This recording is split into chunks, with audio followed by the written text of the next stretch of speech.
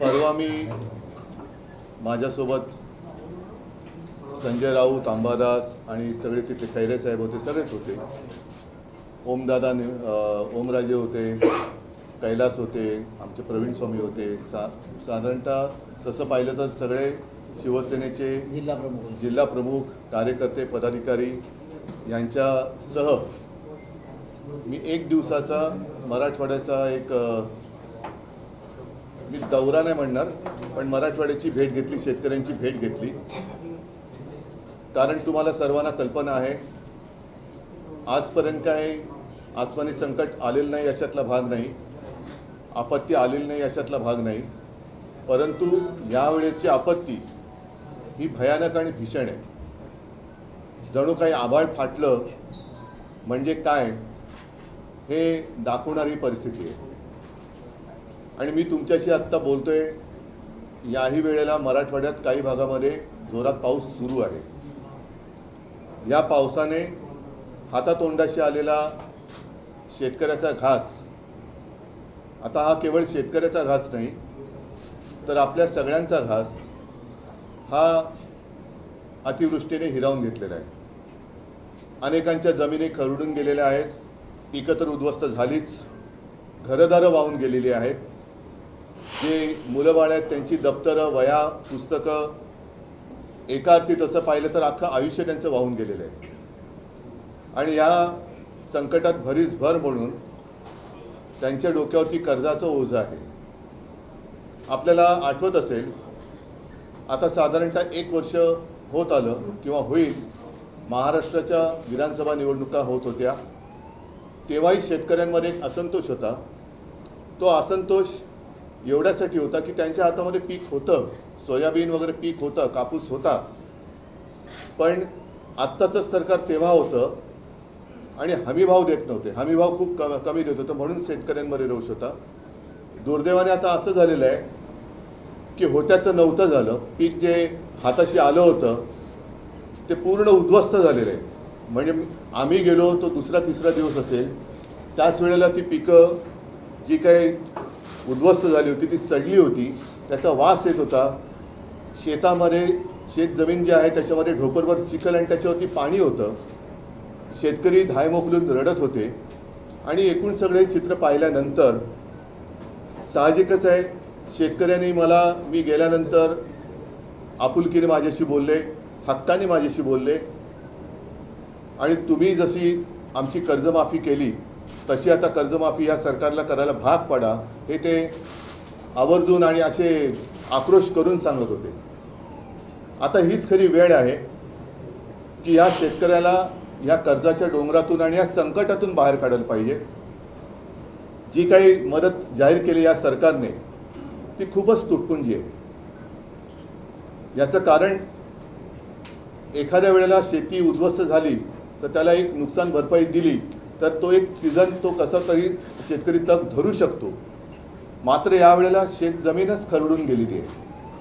आजूबाजूनी वाहणाऱ्या नद्यांचं पाणी हे त्या शेतामध्ये घुसलं आणि अख्खं म्हणजे जमीन खरडून ज्याला गेली म्हणतात, तो शब्द तिथे गेल्यानंतर कळतं नेमकं काय आहे. वरचं पीक तर गेलं, जमिनीवरची ती माती गेली आणि अक्षरशः तिथले दगड आणि गोटे, मुरुम हे सगळं वर आलेलं आहे. ही जमीन सावरायची झाली, परत जर का पीक घेण्यायोग्य करायची झाली तर किमान 3 ते 5 वर्ष लागतील असं शेतकऱ्यांनी मला सांगितलं. आता ही जर का वस्तुस्थिती आहे तर शेतकऱ्याला आत्ता जी काही या सरकारने मदत जाहीर केलेली आहे ही मदत जर का पाहिली तर जेमतेम हेक्टरी अंबादास किती होते, 7-8 हजार अशी काहीतरी होत असेल किंवा हे होत असेल. पण आत्ता ती जमीन साफ करायला साधारणतः 6-7 हजार रुपये एकराला खर्च येणार आहे. आता साफसूफ करायला, मी साफसूफ करायला म्हणतोय. त्याच्यानंतर मग त्याची माती टाकायची आणि ती कसण्यायोग्य करायची, याला खूप मेहनत लागणार, पैसे लागणार आणि त्याच्यानंतर तो शेतकरी पुन्हा एकदा पीक काढायला लागेल. पण 2-3 वर्षेही याच्यात जात असल्यानंतर आत्ता जे शेतकऱ्याच्या डोक्यावरती कर्ज आहे तो शेतकरी कर्ज फेडणार कसा. ज्या विद्यार्थ्यांची, ज्या मुलाबाळांची पुस्तकं, वह्या वाहून गेलेली आहेत म्हणजे शेतकऱ्यांनी, कोणत्याही शेतकऱ्यांनी स्वतःच्या मुलाला शाळेत सोडायला इलेक्ट्रॉनिक व्हेकल घेतला असं माझ्या वाचनात आलेलं नाही. तो इलेक्ट्रॉनिक व्हेकल तर सोडा, त्यांच्या मुलाची जी काही वह्या पुस्तकं वाहून गेलेली आहेत ती पुस्तकंसुद्धा कशी घ्यायची या चिंतेमध्ये आहे. आणि मग रोज कुठे ना कुठेतरी आत्महत्यांच्या बातम्या येत आहेत. मी जेव्हा फिरत होतो तेव्हा एका घरात गेलो आणि ते खरंच तिथलं वातावरण बघून मन सुन्न झालं. ती बातमी आपणही वाचली असाल, आपल्याच माध्यमातून आम्हीसुद्धा ती बातमी पाहिली, वाचली. 31 वर्षाच्या एका पोराने आत्महत्या केली. 31 वर्षाचं पोर, आणि त्याला जेमतेम 15-20 दिवसाचा बाळ. एक मोठी ती आपण ज्याला म्हणतो ना जॉईंट फॅमिली, तशी ती सगळी असं एक ते मोठं कुटुंब होतं. हा करता करविता पोरगा, डोक्यावरती हे सगळं कर्जाचं ओझं. त्यांना विचारलं मी कर्ज किती, तर 2 लाखाचं कर्ज. आता ही जी काही त्यांची थट्टा चाललेली आहे, भले मुख्यमंत्र्यांनी जाहीर केला असेल, पण माझ्याकडे कागद आहे की गेल्या 2-3 वर्षातली जवळपास 14,000 कोटी रुपयाची जाहीर केलेली मदत अजूनही शेतकऱ्यापर्यंत पोहोचलेली नाही, अजूनही पोहोचलेली नाही आहे. त्याच्यानंतर 2017च्या कर्जमाफीची अजूनही प्रतीक्षा आहे. त्याच्यानंतर आमचं सरकार आलं, मी कर्जमुक्ती केली, कालबद्ध पद्धतीने कर्जमुक्ती केली, त्याच्यातले पैसे त्यांना मिळाले देखील. आणि इतरही वेळेला ज्या ज्या वेळेला संकट आलं आम्ही पंचांग काढून नाही बसलो.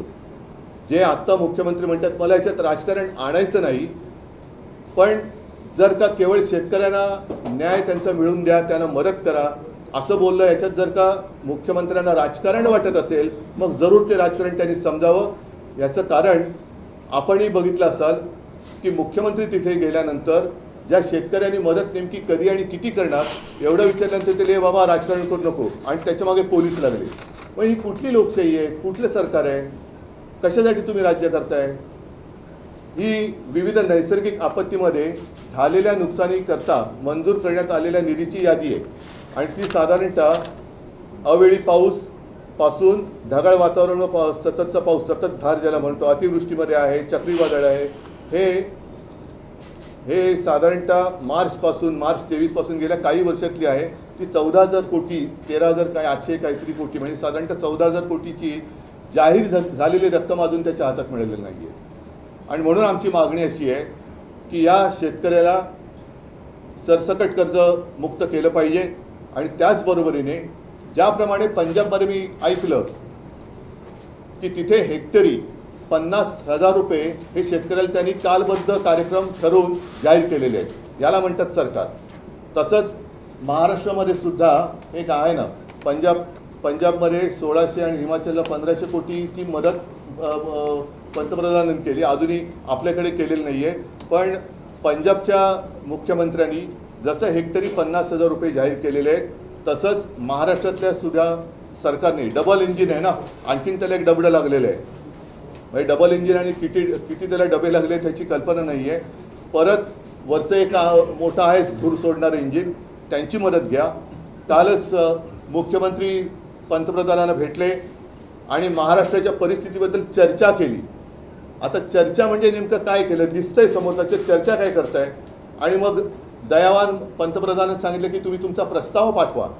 कसला प्रस्ताव? समोर दिसतंय तुमच्या. आज केवळ महाराष्ट्रामध्ये निवडणुका नाही आहेत म्हणून पंतप्रधान इथे येत नाही आहेत का? बिहारमध्ये निवडणुका आहेत म्हणून पंतप्रधानांनी बिहारमध्ये आत्ताच निवडणुकीच्या पार्श्वभूमीवर तिथल्या महिलांची मतं मिळवण्यासाठी 10,000 रुपये त्यांच्या खात्यात केंद्राकडनं टाकलेले आहेत. 75 लाख महिला. म्हणजे तुमची मतचोरी पकडली गेल्यानंतर तुम्ही काय बिहार खरेदी करायला निघालात? बिहार तुम्हाला काय खरेदी विक्रीची गोष्ट वाटली? आणि अजूनही आमच्या लक्षात आहे की 5-7 वर्षापूर्वी बिहारच्याच निवडणुकांमध्ये ह्याच पंतप्रधानांनी जवळपास 1.25 लाख कोटीची मदत तिकडे जाहीर केली होती. ती मदत मिळाली की नाही मिळाली मला कल्पना नाही. बिहारला मदत केल्यामुळे किंवा मदत करत असल्यामुळे आमच्यात पोटदुखी नाही आहे. पण ज्या महाराष्ट्राने तुम्हाला तुमच्या मते भरभरून मतदान केलं, तो महाराष्ट्र, त्या महाराष्ट्रातला शेतकरी आज संकटात असताना तुम्ही प्रस्तावाची वाट बघताय. हे सरकार आहे, कुचकामी सरकार आहे. आणि म्हणून अजूनही आम्ही याच्यात राजकारण आणत नाही.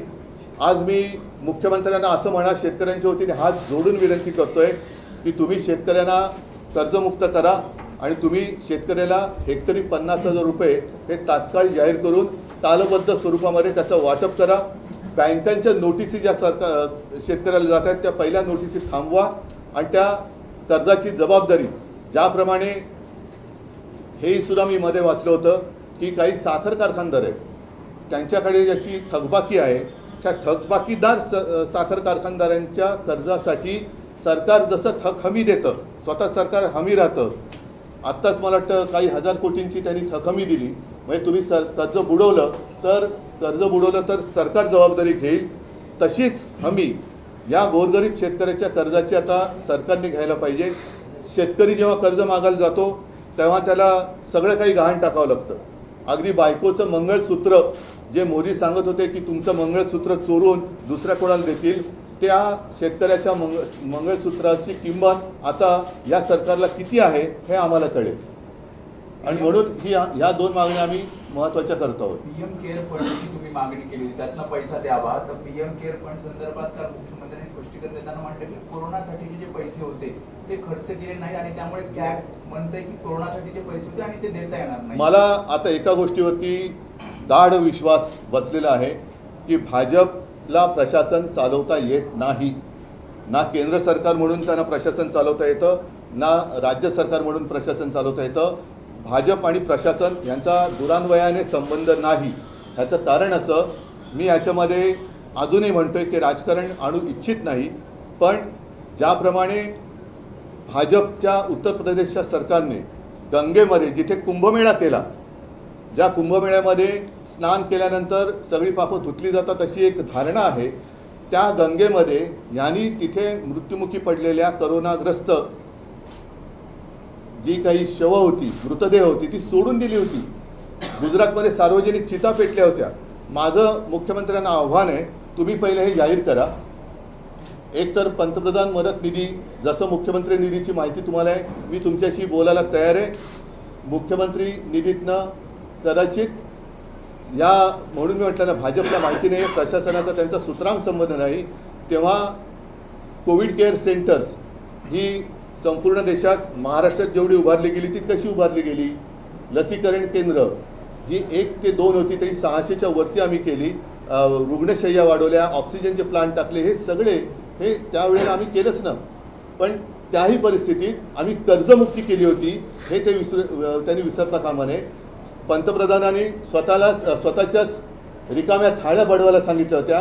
त्यावेळेला आम्ही जनतेला 5 रुपयात शिवभोजन दिलं होतं, हे मुख्यमंत्र्यांनी विसरता कामा नये. आणि मला असं वाटतं की या विषयावरती आपण जरूर बोलू शकतो. मात्र आत्ता ताबडतोब पंतप्रधान मदत निधी जो आहे त्याच्याबद्दल कोणालाच माहिती नाही. त्याच्यात लाखो करोड रुपये तुम्ही पैसा कुठून आणायचा हा प्रश्न विचारता तुम्ही, म्हणजे ते. म्हणून मी त्याला उत्तर दिलं की प्राईम मिनिस्टर केअर फंड, काय पीएम केअर जो काय फंड आहे त्यातून हजारो कोटी, आता पंतप्रधान येत आहेत परवा, त्यांनी किमान महाराष्ट्राला 50,000 कोटी रुपये जाहीर केले, तर महाराष्ट्रावरचं, कारण केवळ मराठवाडा नाही, महाराष्ट्रावरचं संकट बऱ्यापैकी दूर होऊ शकतं. नाहीतर मग पीएम कोणाची केअर घेत आहेत? पीएम केअर म्हणजे कोणाची केअर? आत्ताच ते द्या ना. बाकी करोना काळातलं काढायचं असेल ना उणं माझी तयारी आहे. तुम्ही काय केलं, आम्ही काय केलं याच्यावरती चर्चा होऊ शकते. पण दरवेळेला अंगलट आल्यानंतर फाटा फोडायची मुख्यमंत्र्यांची जी काही सवय आहे, त्याच्यात त्या सापळ्यात मी अडकणार नाही. आत्ता पहिलं माझ्या महाराष्ट्रातल्या शेतकऱ्याला कर्जमुक्त करा आणि त्याला हेक्टरी 50,000 रुपये हे मदत करा, ही आमची मागणी आहे. उद्धवजी म्हणतात, मुख्यमंत्र्यांचं असं म्हणणं आहे की पंतप्रधानांनी सांगितल्यानंतर हा एक विशेष निधी करण्यासाठी राज्याच्या मुख्यमंत्र्यांना परवानगी मिळाली. आणि त्यात आणखी एक सांगतो, नाही ऐका, त्यात एक सांगतो, त्या समजा 600 कोटी जमले असतील, त्याच्यात एक मिनिट ना, त्याच्यामध्ये भाजपच्या सगळ्या आमदार खासदारांनी सगळे पैसे हे पीएम केअर फंडात दिले होते. त्याच्यामुळे देवेंद्र फडणवीसांना महाराष्ट्राच्या मुख्यमंत्री सहायता निधीबद्दल बोलण्याचा अधिकारच नाही आहे. तुम्ही पुढे बोला. आता एक दुसरा विषय आणखीन असा आहे की परत एकदा हिंदुस्थान आणि पाकिस्तान यांचा सामना येत्या रविवारी होतोय, म्हणजे उद्या. हा निर्लज्जपणाचा कळस झाला, बेशर्मीचा कळस झालेला आहे. एका बाजूला आपल्या सैन्यासाठी सोलारचे टेंट बांधून देणारी टेक्नॉलॉजी देणाऱ्या सोनम वांगचुक यांना देशद्रोही ठरवलं जातं, त्यांना अटक केली जाते, रासुकाखाली अटक केली जाते आणि जो देश आपल्या देशामध्ये आतंकवादी घुसवतोय, म्हणजे खरे अतिरेकी ज्यांना जे घुसवत आहेत त्यांच्याबरोबर हे क्रिकेट खेळत आहेत, हे यांचं देशभक्तीचं ढोंग आहे. आणि म्हणून मी तुमच्या माध्यमातून सर्वांना आवाहन करतोय की गेले 2 सामने, दुसरा सामना तर कधी झालं कोणालाच कळलेलं नाही आहे, उद्याच्या सामन्यावरती सुद्धा सगळ्यांनी माझ्या मते जे जे देशभक्त आहेत त्यांनी बहिष्कार टाकावा. त्याचप्रमाणे जे प्रायोजक आहेत, जाहिरातदार आहेत, त्यांना सुद्धा सांगतो की अरे तुम्ही सुद्धा तुमच्यातली देशभक्ती जरा दाखवा. तुमची उत्पादनं ही आपल्या देशात होतात, तुमच्या उत्पादनासाठी सगळ्यात मोठी बाजारपेठ ही आपला देश आहे. त्याच्यामुळे तुम्ही सुद्धा देशाचा जो शत्रू आहे त्याच्याबरोबर खेळण्याच्या सामन्यामध्ये कुठेही स्पॉन्सरशिप देऊ नका, हे मी त्या प्रायोजकांना सुद्धा आवाहन करतोय. सर, आज नाशिक कोर्टाच्या इमारतीचा उद्घाटन सोहळा झाला आहे. भूषण गवई त्या कार्यक्रमाला होते. त्याचं ज्यावेळी भूमिपूजन झालं त्यावेळी तुम्ही मुख्यमंत्री होतात आणि पुन्हा भेटू उद्घाटनाला असं म्हटलं होतं. भूषण गवई म्हणतात उद्धव ठाकरेंचा योग नव्हता. ठीक आहे, त्याच्याबद्दल मी नंतर बोलेन. आता माझ्यासमोर प्रश्न हे 2 प्रश्न आहेत. एक तर माझा महाराष्ट्र म्हणजे आपला महाराष्ट्र, त्या महाराष्ट्रातला शेतकरी आणि नुसता शेतकरीच नव्हे तर एका घरात मी गेलो तर आपण बघितलं असाल, एक गाडीत बसताना एक महिला, गरीब महिला होती. ती म्हणाली साहेब माझ्या घरात आज सुद्धा पाणी आहे, आमच्या गरिबाच्या घरात कोणी येत नाही, तुम्ही येऊन बघा. मी जाऊन बघितलं आणि ती लहान पोर होती तिकडे, तिचं नाव परी. आणि मला खरंच मन हेलावून गेलं की सगळं उद्ध्वस्त झालं असताना सुद्धा त्या घरात गेल्यानंतर तिथल्या महिला लगबगीने सांगत होत्या की अरे ओवाळणी करा. म्हटलं ताई ओवाळणी करू नका, जेव्हा तुमचं सगळं व्यवस्थित होईल तेव्हा मी नक्की येईन. आता माझी आणखीन एक मागणी अशी आहे की आजची जी काही घरं आहेत ज्याच्यात काहीच नाही, तर भिंती तर जेमतेम भिंती आणि वरती पत्रे आहेत, अशी काही घरं वाहून गेलेत. तुमची प्रधानमंत्री आवास योजना ही काय आहे नेमकं भानगड? या अशा घरांना, कच्ची घरं जी आहेत त्या घरांना तुम्ही पक्की घरं द्या ना. पक्की घरं का देत नाहीत? प्रधानमंत्री आवास योजना तिकडे पाहिजे. इकडे शहरामध्ये ती घरं बांधून काय उपयोग नाही. शहरामध्ये घरं बांधली जातात, ती घरं बांधणारी यंत्रणा वेगळी आहेच, पण गोरगरीब ज्या घरात राहतोय, तुम्हाला आणखीन एक आठवत असेल की जो आपल्याकडे लातूरला भूकंप झाला होता, तिकडे घरं पडली होती कारण ती मातीची घरं आहेत सगळी, तर तिथे पक्की घरं द्या, त्याला काम करा ना. प्रशासन म्हणून मी म्हणतोय परत की भाजपला सरकार चालवता येत नाही, याच्यावरती आता माझा अंधविश्वास नाही तर डोळस विश्वास आहे. या सगळ्या संकटाच्या काळात महाराष्ट्राला विरोधी पक्ष नेता नाही, ना विधानसभेत ना विधान परिषदेत आहे. अशा वेळेस कारण विरोधी पक्ष नेता हा सभागृहात आवाज बनतो जनतेचा, तर अशा वेळेस तुम्ही काही राज्यपाल किंवा विधानसभा अध्यक्षांकडे काही जाऊन काय उपयोग होणार आहे का? हा त्यांचा भित्रेपणा आहे. विरोधी पक्षनेता न देणं हा सत्ताधारी पक्षाचा भित्रेपणा आहे, हा घाबरटपणा आणि भेकडपणा आहे.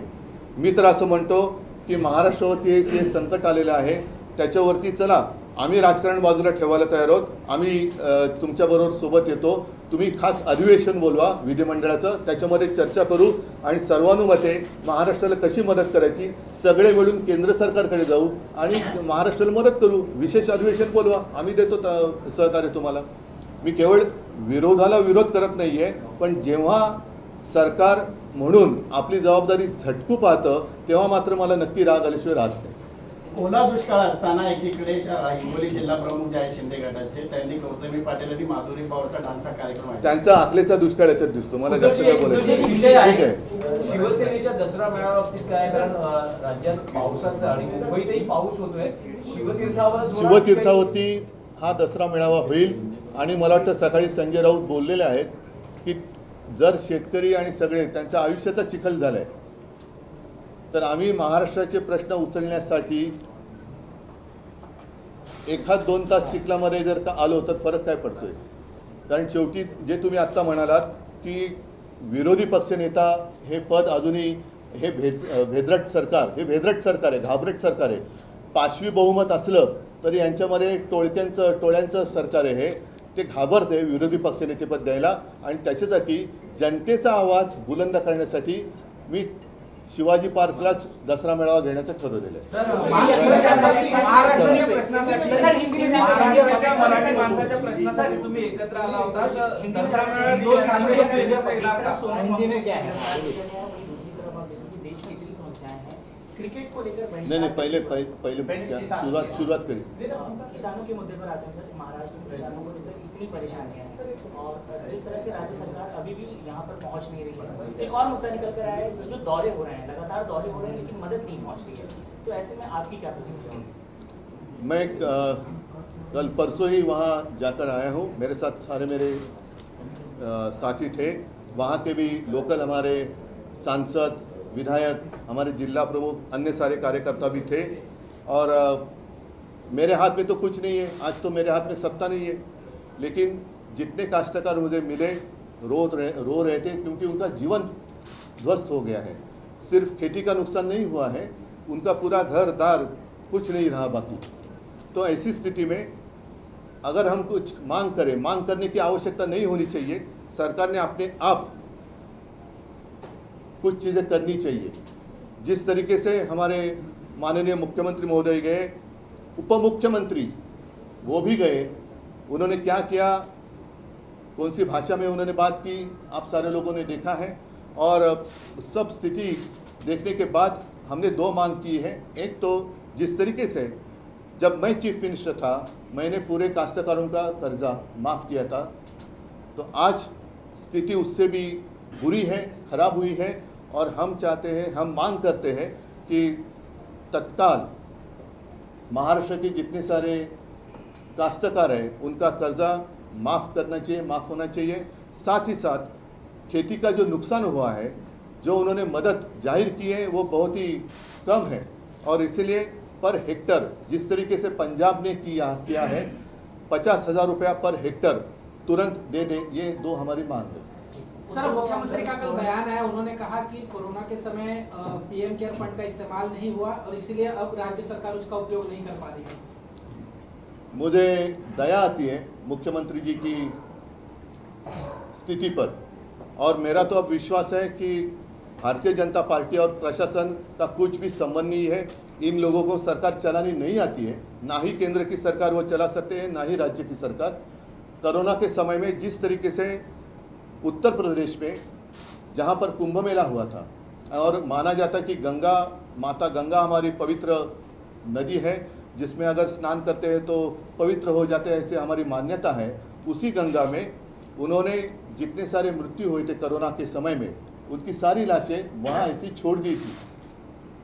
क्या ये प्रशासन है? गुजरात में जिस तरीके से सार्वजनिक मतलब पूरे मैदान में चिता जल रही थी, वो चित्र आपने महाराष्ट्र में नहीं देखा. और महाराष्ट्र में जितने महाराष्ट्र में काम हुआ था, कोविड केयर सेंटर्स, फिर जो टीका, इन्होंने टीका महोत्सव भी किया था. टीका महोत्सव करो, ये महोत्सव करो, कोरोना महोत्सव करो. खाली थाली हमने बजाने के लिए नहीं दी थी, हमने शिव भोजन, पूरा भोजन 5 रुपये में गरीब लोगों के लिए उपलब्ध करके दिया था. दवाओं की हमने सब पूरी दवा थी, फिर वैक्सीन, कोविड केयर सेंटर, जितना काम कोविड के समय में महाराष्ट्र की सरकार ने किया था, मुझे नहीं पता कि अन्य राज्यों में, खास करके जितना भारतीय जनता पार्टी की सरकार जहाँ भी है वहाँ काम हुआ था. खैर, मैं अब उस विषय में नहीं जाना चाहता. पहले पीएम केयर फंड जो है उससे पैसा ले लो और मेरे काश्तकारों को दे दो. क्रिकेट का पूछ रहे हैं. इंडिया पाकिस्तान का कल मैच हो रहा है, फाइनल है. वांगचुक को गिरफ्तार किया गया है. नहीं, पहला क्रिकेट का होने दो. वही क्रिकेट पे उदाहरण देते हुए क्रिकेट का जो बात, क्रिकेट पर जिस तरीके से हम बात कर रहे हैं, बहुत ही दुर्भाग्य की बात है. हमें ऐसे लगा था जब मोदी जी प्राइम मिनिस्टर नहीं बने थे तो वो रजत शर्मा की एक क्या इंटरव्यू में उन्होंने कहा था कि उनको पाकिस्तान को उन्हीं की भाषा में जवाब देना चाहिए. पाकिस्तान आके मार के जाता है और हम अमेरिका के पास जाते हैं, देखो उन्होंने मारा, उन जैसे कि वैसा. और एक लगा था कि अरे कुछ तो है. लेकिन अब जिस तरीके से व्यवहार हो रहा है, मतलब सोनम वांगचुक जिन्होंने अपने जितनी फौज है वहाँ, तो आपने देखा होगा कि जो एनवायरमेंट ठंड होती है तो बहुत ही कड़ी ठंड होती है और वहाँ रहना मुश्किल होता है. ना बिजली का पता है, ना पानी की कोई कुछ व्यवस्था है और ऐसी स्थिति में उन्होंने एक टेक्नोलॉजी डेवलप की है, सोलर टेंट। मतलब जो वांगचुक अपने फौज के लिए इतना काम कर रहे हैं, उनको आपने देशद्रोही ठहराया और उनको रासुका के अंडर अरेस्ट किया। और जो देश पाकिस्तान हमारे देश में आतंकवाद फैला रहा है, उनके साथ आप क्रिकेट खेल रहे हैं, ये कौन सी देशभक्ति आपकी? और मैं आपके माध्यम से सारे देशभक्तों को आह्वान मतलब विनती कर रहा हूँ, पिछले 2 मैच में जैसे आपने बहिष्कार किया था, वैसे कल के मैच का बहिष्कार करें। और खास कर जितने सारे स्पॉन्सर्स हैं उनको भी कहता हूँ कि अरे कुछ तो अपने देश के लोग हैं, उनकी कदर करो। आपका पूरा व्यवहार अपने देश में होता है, आपका जो माल है, आप जितने सारे प्रोडक्ट्स हैं, मार्केट अपने देश में है। और देश के लिए आप कल की जो मैच होने जा रही है उसका समर्थन ना करें और उसके लिए स्पॉन्सरशिप ना दें। ये मेरी उनसे तो जो देश की राजनीति से जुड़ा हुआ है, नहीं, ठीक है, धन्यवाद। जय हिंद, जय महाराष्ट्र।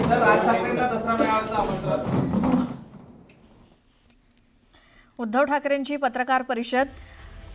ज्या ज्या ठिकाणी पूरजन्य परिस्थिती तिथे उद्धव ठाकरेंनी स्वतः दौरा केला आणि त्यानंतर त्यांनी सरकारकडे, राज्य सरकारकडे आणि केंद्र सरकारकडे सुद्धा जी काही मागणी केली आहे त्या संदर्भात उद्धव ठाकरे बोलत होते। यावेळची पुराची स्थिती अतिशय भयानक होती। शेती तर गेलीच, घरं, जनावरं, संसार सगळं काही गेलं। आणि जी काही शेतकऱ्यांची परिस्थिती आहे ही उद्धव ठाकरेंनी जवळून बघितल्यानंतर सरकारकडे त्यांनी शेतकऱ्यांना मदत देण्याची पूर्णपणे मागणी केली आहे।